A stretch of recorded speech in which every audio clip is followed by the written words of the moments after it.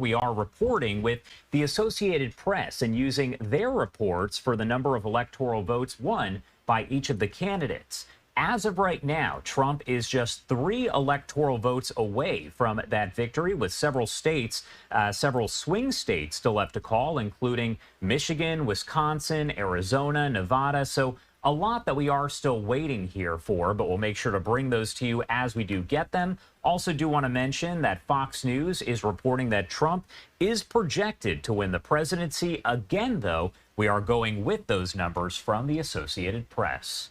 Do want to bring in a friend of the show now to talk a little bit more about the presidency, but also the race for Congress here. We, of course, as I mentioned here, know that the Senate has flipped at this point to Republicans, but we're still waiting to see what does happen with the House. So let's bring in Rich Rubino, a political analyst, as well as a political historian.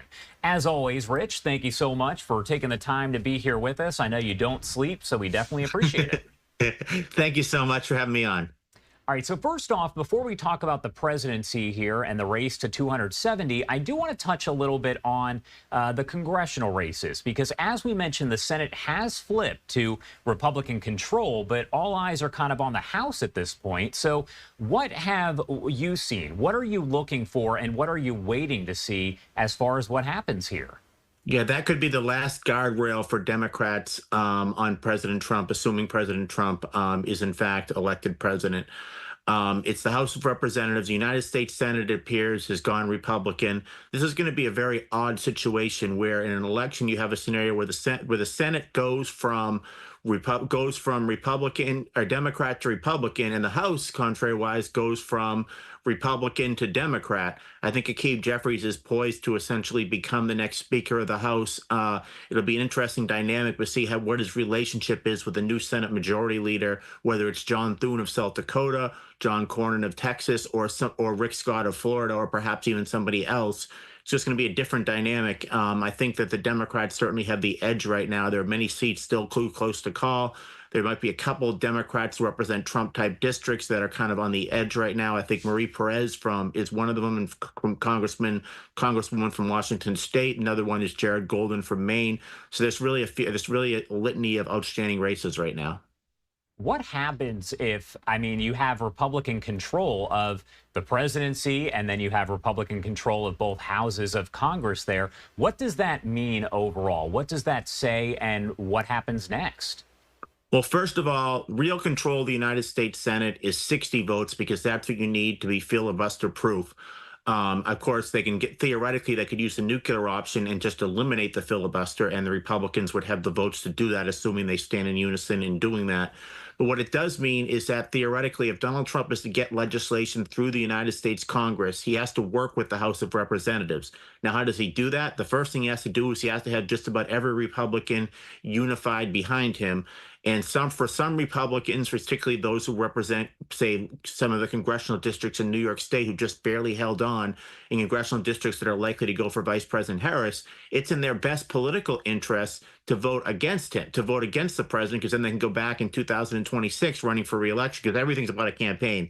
It's just all perpetual. They can go back in 2026 and say, look, I voted against the president. Now, on the other hand, there are some Democrats, like I say, if someone like Marie Perez gets reelected, Jared Golden gets reelected, Matt Cartwright in Pennsylvania, Marcy Kaptur in Ohio, they can represent congressional districts. Mary Portola, she gets reelected in Alaska as well. They represent congressional districts that voted for Donald Trump last time. That voted for Donald Trump this time as well. They need to be able to go back to their constituents in 2026 and say, look, I voted with Donald Trump on this piece of legislation. So perhaps he'll have to work across the aisle to get some of those Democrats to vote with him. On other issues like trade, for example, he has very much, this is really where the right kind of meets left, where it's kind of like, how do you do? He has some Democrats on the far left of the Democratic Party that he could work with to try to restrict trade, for example, and he can work with them and working against sometimes some center Republicans, for example, trying to get tariffs through.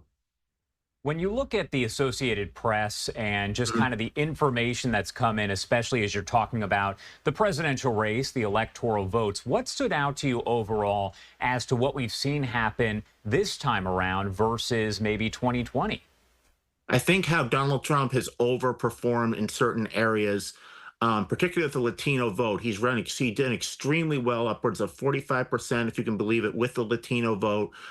There was some talk about perhaps that the Puerto Rican joke at the Madison Square Garden would galvanize some Puerto Ricans to come out and vote against Donald Trump. It appears that that did not happen.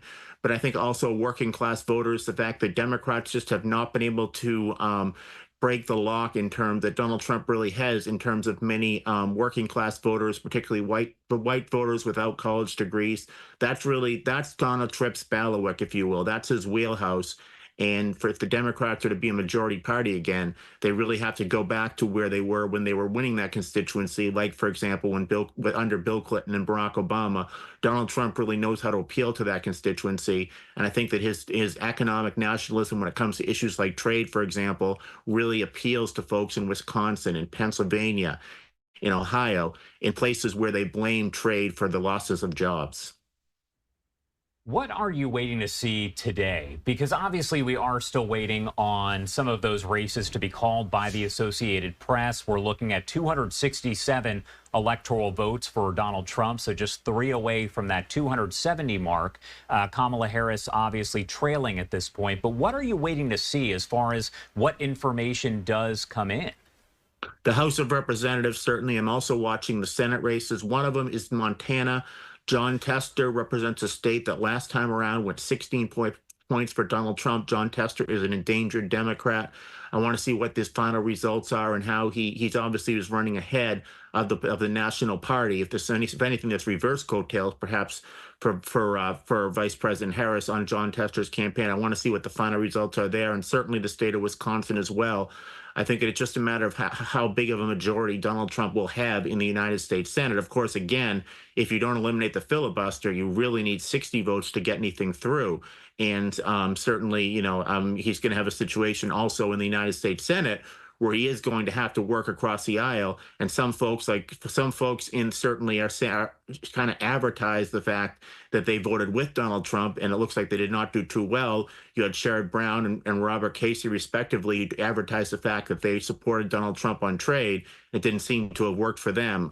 So it'll be very interesting to see Democrats, specifically Democrats up in 2026. They need to show, in some respect, how they work with Donald Trump so they can go in 2026 in moderate to conservative states and say, look at this, I worked on this legislation with Donald Trump. So that's advantageous for the former president. A lot of folks who were there last night at Kamala Harris's party did expect to hear from her. That was over at Howard University. We're told, of course, that she did not speak last night, but could potentially speak today. What do you think we are going to hear from her when she does speak? I know she's watching the races just like everyone else is. I think she was extremely surprised, as was Hillary Clinton in 2016. I think the fact that she got about 75,000 people on the Washington Mall, I think that she probably expected that she was going to win. She was probably already preparing for the transition period.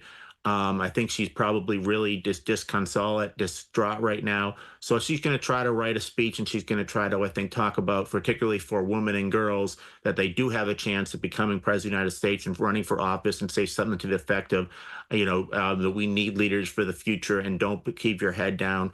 Colin Elwood, the congressman from Texas who lost the Senate race to Ted Cruz, gave a very similar speech saying, don't put your head down. Now it's time to fight, that type of a thing. That's my guess on what her speechwriters are probably working on right now. All right. Rich Rubino, as always, thank you so much for taking the time to join us and help break it all down. Anything else you want to add here about really any of this before I let you go? Yes, I would just say that this is an election. This is an election season. There are 3 branches of government.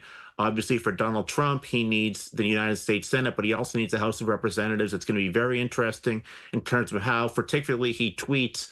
The Democrats represent congressional districts that are that the congressional districts that have many Republicans in them. He's probably going to use his platform on social media to try to persuade them to vote with him. Once again, for some of the congressmen, if you're a congressman in a place like Long Island, it's actually that did not vote for Donald Trump. It's actually to their political benefit to vote against Donald Trump, and that's really the headwinds he's going to have to face in the next 4 years.